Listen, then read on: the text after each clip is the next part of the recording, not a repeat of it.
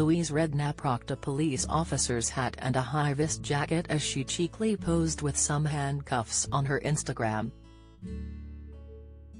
"Right boys," she announced jokingly as she clinked the handcuffs together authoritatively. After a nail-biting third and final season, Happy Valley is finally coming to an end this weekend.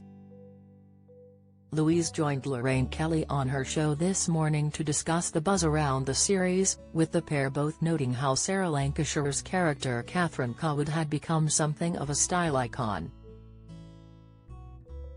Happy Valley concludes this Sunday at 9 p.m. on BBC One.